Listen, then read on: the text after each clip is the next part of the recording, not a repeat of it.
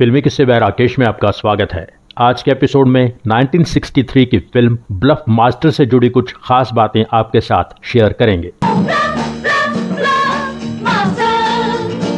काफी समय से कुछ दोस्तों ने ये एपिसोड बनाने की रिक्वेस्ट की थी, तो ये वीडियो आपके सामने है।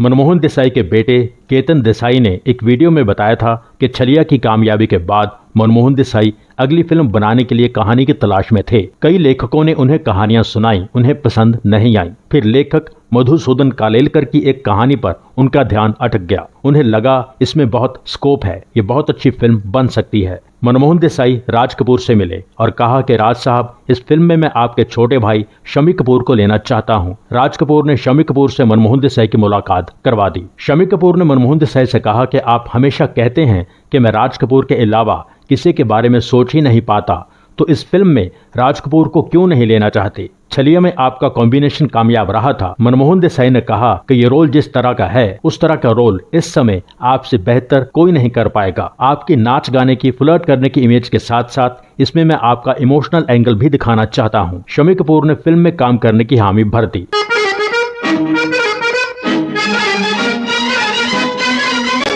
IMDb पर ब्लफ मास्टर के ट्रिविया सेक्शन में जो इन्फॉर्मेशन है वो भी आपके साथ शेयर करते हैं। सायरा बानो ने अपना फिल्मी करियर शुरू किया था 1961 में आई फिल्म जंगली से। उनके हीरो थे शम्मी कपूर, निर्देशक थे सुबोध मुखर्जी। जंगली बहुत बड़ी हिट थी। जंगली कंप्लीट होते ही शम्मी कपूर ने सुबोध मुखर्जी को एक कहानी का आइडिया सुनाया और टाइटल सुनाया ब्लफ मास्टर। सुबोध मुखर्जी इस पर फिल्म बनाने के लिए तैयार हो गए, शम्मी कपूर और सायरा बानो को ही कास्ट करके। पर शम्मी कपूर इस फिल्म के लिए कितना पैसा लेंगे, इस बात पर सहमति नहीं हो पाई। जंगली की कामयाबी के बाद शम्मी कपूर ज्यादा पैसे मांग रहे थे। सुबोध मुखर्जी इतना पैसा नहीं देना चाहते थे। शम्मी कपूर ने सुबोध मुखर्जी के साथ वो प्रोजेक्ट बनाने का आइडिया ड्रॉप कर दिया। क्योंकि टाइटल भी उन्होंने ही सजेस्ट किया था, इसलिए टाइटल समेत उन्होंने यह फिल्म बनाने के लिए मनमोहन देसाई से बात की। मनमोहन देसाई तैयार हो गए। शम्मी कपूर और सायरा बानो की जोड़ी ताजा हिट हुई थी जंगली से, इसलिए शम्मी के साथ सायरा बानो को ही कास्ट किया गया।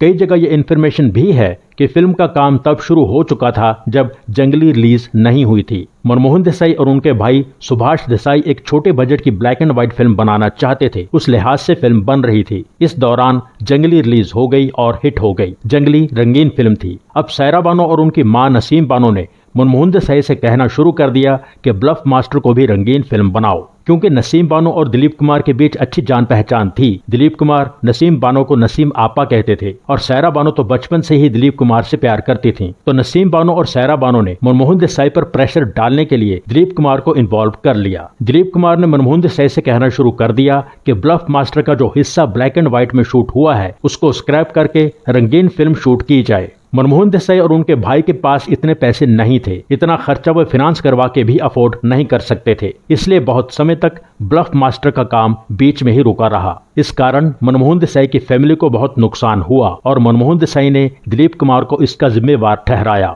मनमोहन देसाई ने तभी फैसला कर लिया था कि जिंदगी में कभी दिलीप कुमार के साथ काम नहीं करूंगा, और मनमोहन देसाई ने कभी दिलीप कुमार के साथ काम नहीं किया। किसी तरह इन मुश्किलों से गुजरते हुए मनमोहन देसाई ने सायरा बानो और उसकी माताजी को मनाकर ब्लैक एंड व्हाइट फिल्म ही कंप्लीट कर दी। इस दौरान जंगली के बाद सायरा बानो की एक और फिल्म रिलीज हो चुकी थी, शादी। ये भी ब्लैक एंड व्हाइट फिल्म थी। ये 1962 में रिलीज हुई थी। इसमें सायरा बानो के हीरो थे मनोज कुमार, बलराज साहनी और धर्मेंद्र सायरा बानो के भाई बने थे। शादी अबव एवरेज रही थी। ब्लफ मास्टर की बात पर आते हैं। जंगली में ललिता पवार शम्मी कपूर की मां बनी थी। ब्लफ मास्टर में भी उन्हें शम्मी कपूर की मां का रोल दिया गया। फिल्म में एक स्ट्रॉन्ग विलेन चाहिए था, तो उस दौर के बेस्ट विलेन प्राण को साइन किया गया। सायरा बानो के चाचा के रोल में निरंजन शर्मा थे। मोहन चोटी शम्मी कपूर के दोस्त बने। बाकी सपोर्टिंग कास्ट में थे राशिद खान, टुनटुन समेत कई लोग। सायरा बानो की सहेलियों में लक्ष्मी छाया भी नजर आती हैं। ब्लफ मास्टर के स्टोरी राइटर थे मधुसूदन कालेलकर।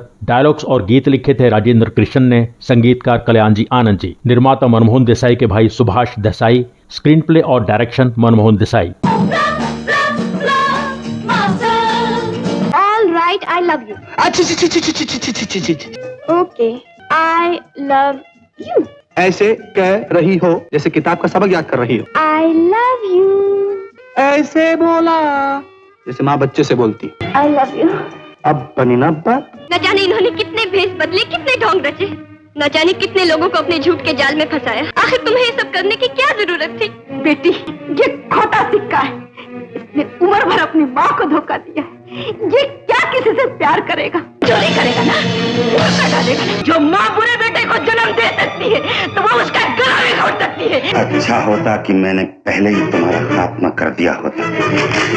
तुम काव नहीं, कुमार का सीना भी फौलाद का बना हुआ है।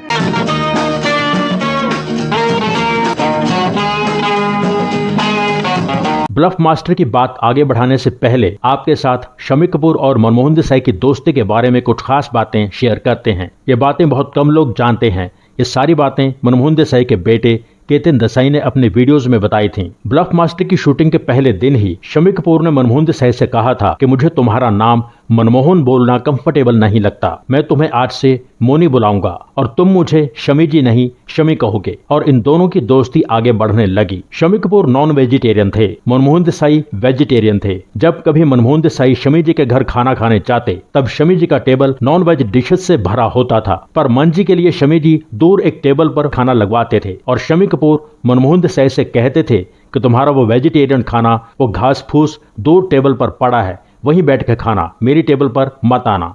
शम्मी कपूर चेन स्मोकर थे। मनमोहन देसाई को सिगरेट के ख्याल से भी खांसी होने लगती थी। फिर भी दोनों में अंडरस्टैंडिंग बहुत थी। सिनेमा के बारे में दोनों की समझ बहुत थी।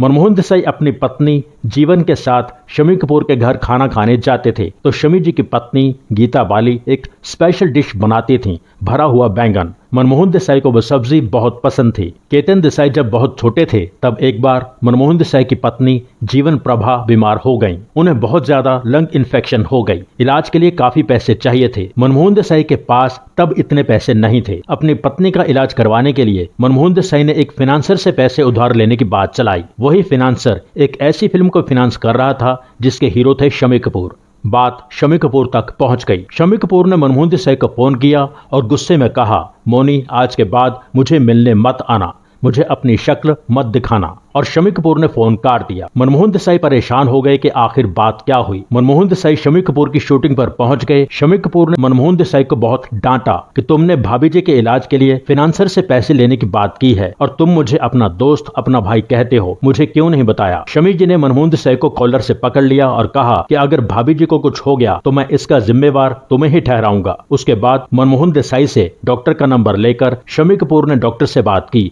और कहा कि मोनी की पत्नी जीवन प्रभा के इलाज के सारे पैसे मैं दूंगा, आप उनके लिए बेस्ट ट्रीटमेंट का अरेंजमेंट कीजिए। जब मंजी की पत्नी ठीक हो गई तो मंजी ने शम्मी जी से कहा कि मैं आपके पैसे वापस जरूर करूंगा, पर शम्मी कपूर ने वो पैसे कभी वापस लिए ही नहीं। आगे चल के शम्मी कपूर और मनमोहन देसाई ने अपनी दोस्ती को रिश्तेदारी में बदल लिया। शम्मी कपूर और गीता बाली की बेटी कंचन की शादी मनमोहन देसाई के बेटे केतन देसाई के साथ हुई। फिल्म के सारे गाने बहुत अच्छे थे और सारे हिट गाने थे। जो गाना आज तक देखा सुना जाता है वो है गोविंदा आला रे। गोविंदा आला रे, आला जरा मट्टी संभाल ब्रिजबाला। केतन देसाई ने बताया था कि मेरे पिता मनमोहन देसाई बचपन से ही दही हांडी फेस्टिवल के दीवाने थे। उनके दिमाग में था कि मैं कभी अपनी फिल्म में इस फेस्टिवल पर गाना जरूर बनाऊंगा। ब्लफ मास्टर बनाते समय उन्होंने कहानी में ऐसी सिचुएशन डाल दी कि ये फेस्टिवल दिखाया जा सकता है। मनमोहन देसाई ने अपने संगीतकार कल्याण जी भाई को कॉल किया और बताया कि मैं इस सिचुएशन पर गाना बनाना चाहता हूँ। कुछ दिन बाद कल्याण जी भाई ने मनमोहन देसाई को अपने रिकॉर्डिंग रूम में बुलाया और बताया कि मैं इस तरह का गाना बना रहा हूँ। मनमोहन देसाई गाना सुन के खुश हो गए। उन्होंने शम्मी कपूर को बुलाया। शम्मी कपूर ने आके गाना सुना और झूम उठे। गाना रिकॉर्ड होने के बाद शम्मी कपूर उसकी एक कॉपी अपने साथ घर ले गए और रोज उसको कई बार सुनते थे। फिर शम्मी कपूर ने मंजी से कहा कि मैं अपने जहन में इस गाने को पूरी तरह बसा चुका हूँ, मैं अपने आप को देख पा रहा हूँ इस गाने पर परफॉर्म करते हुए। तुमने इसे फिल्माने के बारे में क्या सोचा है। मनमोहन देसाई ने कहा कि मैं असली फेस्टिवल के दौरान ही इसे फिल्माऊंगा, आपका डुप्लीकेट लूंगा और क्राउड में सारे शॉट्स उसी के होंगे। फिर एक सेट बनाकर आपके क्लोजअप्स वहां शूट करूंगा। शम्मी जी ने कहा कि मैं अपने गानों के लिए, अपने डांस के लिए जाना चाहता हूं। तुम्हें लगता है कि मैं इजाजत दूंगा कि मेरी जगह कोई डुप्लीकेट गाने में परफॉर्म करे। गाना मैं ही परफॉर्म करूंगा और असली लोकेशन पर करूंगा और दही हांडी मैं ही खुद फोड़ूंगा। मनमोहन देसाई ने कहा कि इतनी क्राउड में सेफ्टी का मसला हो सकता है, फिर दही हांडी फोड़ते हुए आप ऊंचाई से गिर सकते हैं, चोट लग सकती है, सारा इल्जाम मुझ पर आ जाएगा। शम्मी कपूर नहीं माने। उन्होंने कहा कुछ नहीं होगा, गाने में जो भी होगा मैं खुद करूंगा। दही हांडी फोड़ने वाले पोर्शन में मैं विस्की पी के आऊंगा ताकि मेरे मन से किसी भी तरह का डर निकल जाए। मनमोहन देसाई ने शम्मी कपूर की सारी बात मान ली। उसके बाद गाना शूट किया गया। शम्मी जी ने दही हांडी खुद फोड़ी और इतनी ऊपर तक चढ़े, इसलिए 4-5 बार शम्मी जी उस ह्यूमन पिरामिड से गिरे भी, तब कहीं जाकर शॉट ओके हुआ। गोविंदा आलारे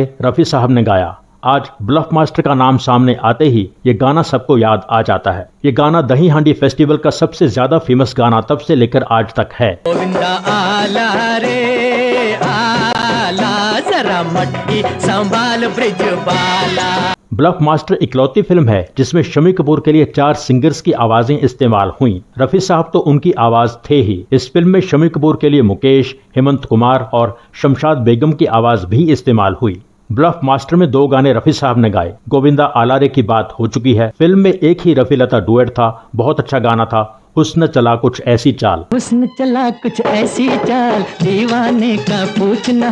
प्यार की कसम कमाल हो गया है। मुकेश जी का गाया गाना था सोचा था प्यार हम ना करेंगे। सोचा था प्यार हम ना करेंगे, फिर भी किसी पे दिल आ गया। एक गाना शमशाद बेगम और उषा मंगेशकर ने गाया। शमशाद जी की आवाज शम्मी जी के लिए और उषा जी की आवाज सायरा जी के लिए। चली चली कैसी हवा ये चली। चली चली कैसी हवा ये चली, ये लगती है भंवरों की सूरत भरी। शम्मी जी के लिए एक गाना हेमंत दा ने गाया, यानी हेमंत कुमार ने गाया, ऐ दिल अब कहीं ले जा। ऐ दिल अब कहीं ले जा। इस गाने के मुखड़े की धुन अमेरिकन सैक्सोफोनिस्ट सिडनी बैशे के 1952 के एक जैज म्यूजिक पीस की धुन से इंस्पायर्ड थी।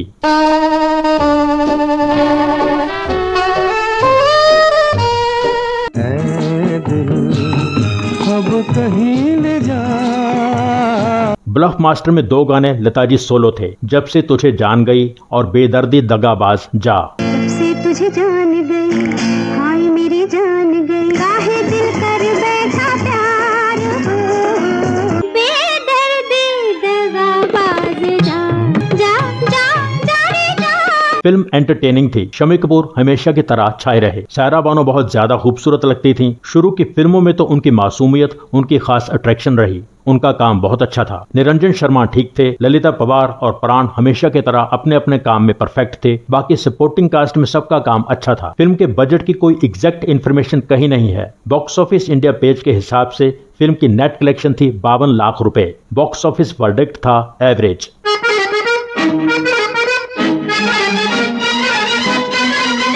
इसके साथ ही ब्लफ मास्टर के बारे में यह खास एपिसोड यहाँ पूरा होता है। इस फिल्म से जुड़ी कोई और बात आप शेयर करना चाहते हो तो कमेंट करके शेयर कीजिए। एपिसोड पर लाइक का बटन दबाना ना भूलें। Thank you so much. जिन दोस्तों ने चैनल सब्सक्राइब नहीं किया है प्लीज सब्सक्राइब कर लीजिए। सब्सक्राइब करके बेल आइकन में ऑल पर क्लिक कीजिए। एपिसोड लाइक कीजिए, शेयर कीजिए, कमेंट कीजिए। Thank you so much for watching.